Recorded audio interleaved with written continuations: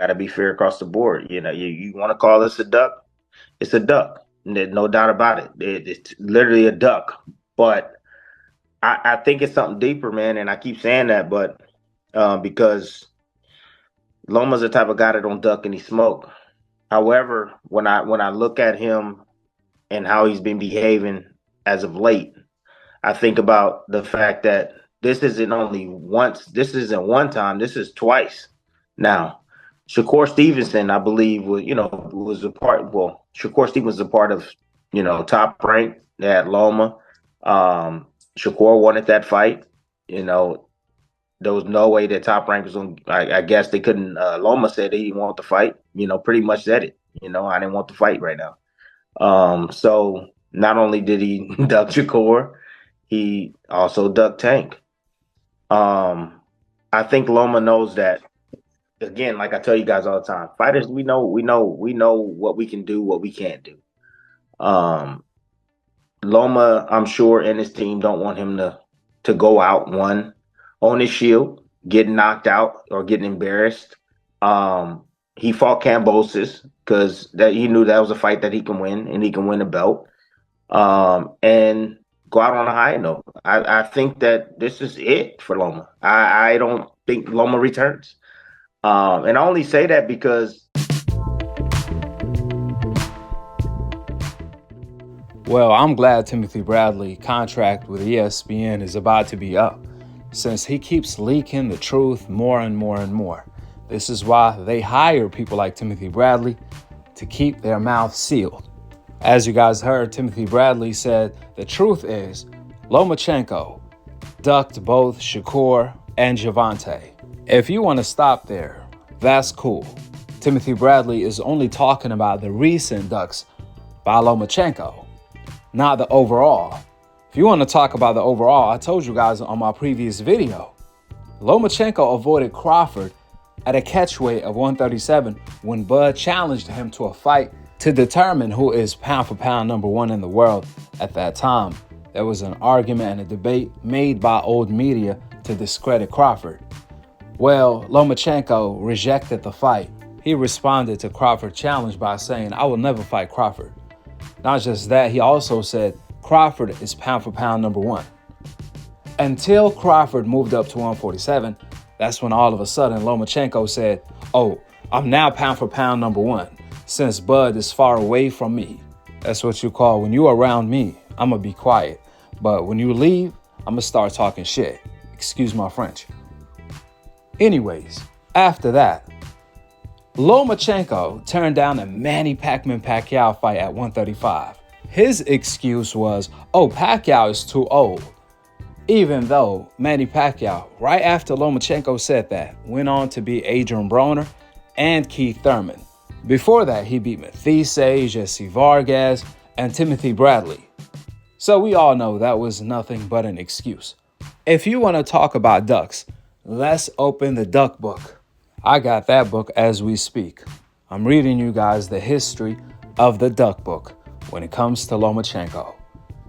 After that, Mikey Garcia actually pulled up on Lomachenko, challenging him to a fight as a unified champion. Mikey Garcia had 2 titles. Lomachenko had 2 titles. Mikey Garcia just finished beating Adrian Broner and Robert Easter, 2 of his biggest wins of his career. Mikey Garcia at that time was on fire. And do you guys know Lomachenko? Instead of accepting the challenge, he was giving Mikey Garcia advice on what he did wrong. But he didn't have the cojones to accept Mikey Garcia's challenge. He said, "I'm dealing with an injury." But ironically though, Lomachenko made his return before Mikey Garcia did.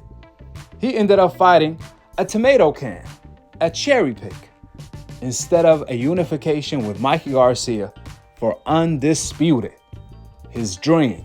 Mikey Garcia could have had made his undisputed dream come to reality. All he had to do was fight Mikey Garcia, who was available and begging him to fight. Lomachenko, when Mikey Garcia pulled up on him, he had already done the surgery. He was already good to fight, but he wanted a tune-up. Ironically though, Mikey Garcia was willing to wait for Lomachenko. However, like I said before, Lomachenko completely turned down the fight, and that's when Mikey Garcia decided to vacate his titles, since he felt Bob Arum wasn't going to give him what he wanted if Lomachenko said no. That's why Mikey Garcia moved up to 147 to fight Errol Spence, the worst decision of his career, because Errol Spence ended his career basically. If you think that's bad, Lomachenko actually avoided the rematch with the first man that beat him, Salido, since he did not want to visit or revisit the Mexican school. Ever since Salido took Lomachenko to the Mexican school, Lomachenko never fought a real Mexican-style fighter. He avoided that style. That's why he will never fight a Pitbull Cruz, which is why he turned down the Salido rematch. Talking about Lomachenko. The spoiled Lomachenko used the excuse Salido wants more money to fight. Well, duh, he beat you. You the one that lost, not him. So of course he's gonna want more money, a fair split. Lomachenko at that time was getting around $2 million a fight. For that rematch, he probably was gonna get close to $3 million. Meanwhile, Salido, he got offered $720,000. He said, hell no. He wanted a fair split, close to a 50-50 split, which is more than fair to ask. As the man who first beat Lomachenko. At that time, Loma only had one loss. However, I guess they felt they could erase the loss instead of Lomachenko going in the ring, fighting Salido again to prove that he can deal with that type of style, the Mexican style. But clearly Lomachenko was worried about Salido. That's why he avoided him instead of giving Salido what he wanted for the rematch in order to avenge his loss. Well, the ducking didn't stop there for Lomachenko, as he avoided Devin Haney by vacating his WBC belt while chasing Undisputed, completely contradicting himself just to avoid Devin Haney. He gave up on his dream. He tried to fake history by making up history. But ironically, he ended up losing anyway to Teofimo Lopez when they unified the division. Years later, when Devin Haney became undisputed, Lomachenko was forced to fight Devin Haney, since Devin Haney had all of the titles, and he also lost to Devin Haney.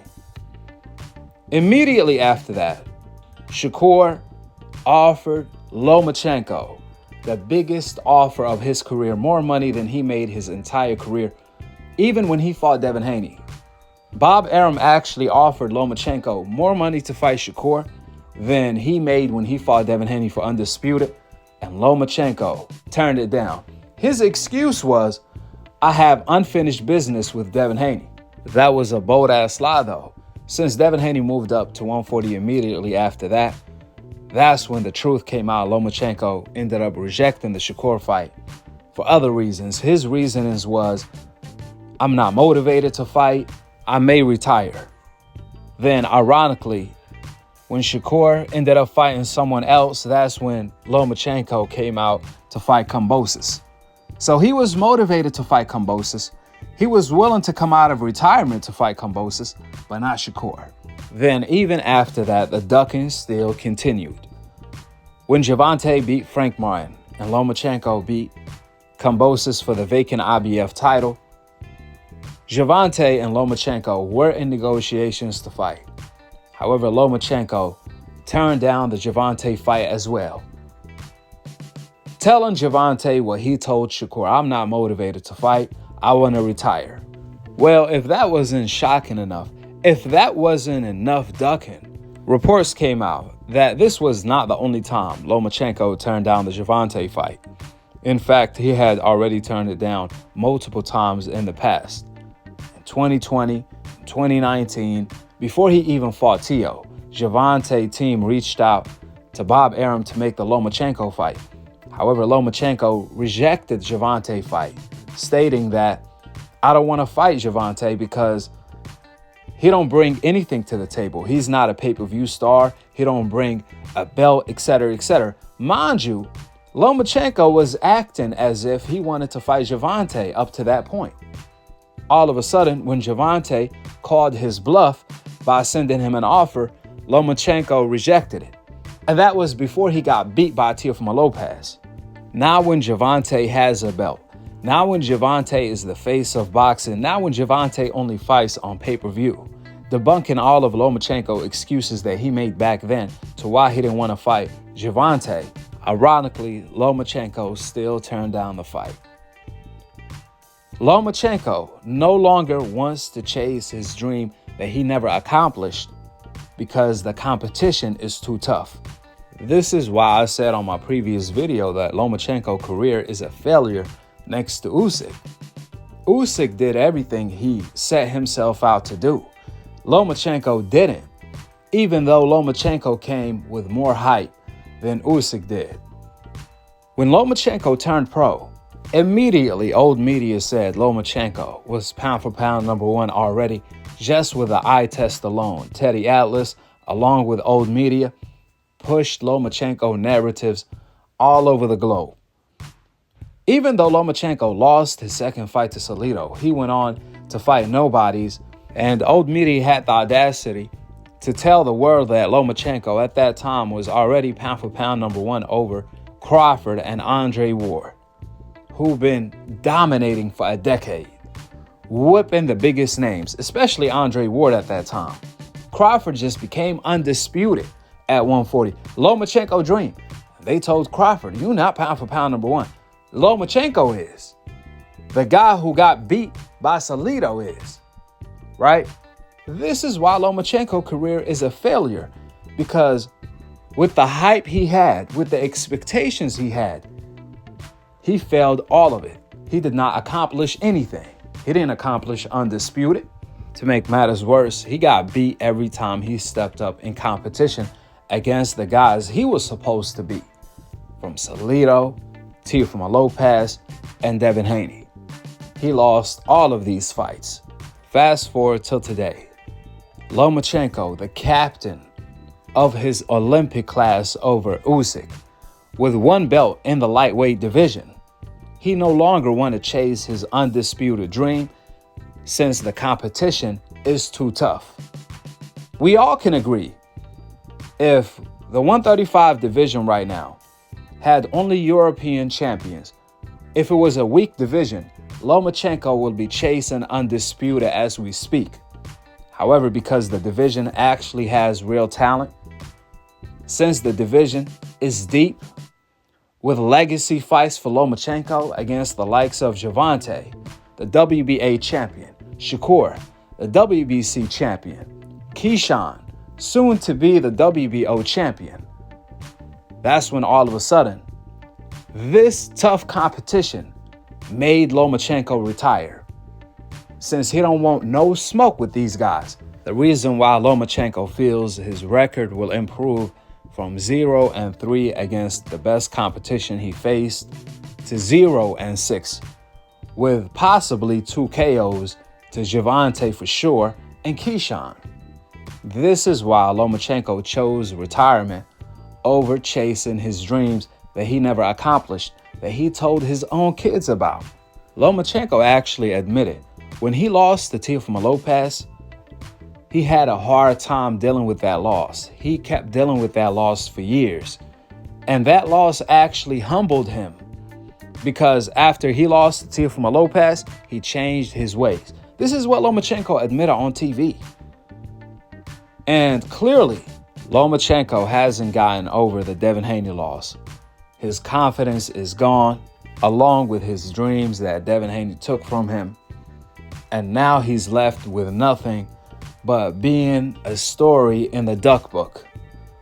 Lomachenko's greatest accomplishments are him ducking the best competition, since he avoided losses that way. That's the whole absolute truth about Lomachenko's failed career. The old media was lying to the public about Lomachenko's undefeated career in order to promote him above Crawford as pound for pound number one. They told us that Lomachenko wasn't just pound for pound number one.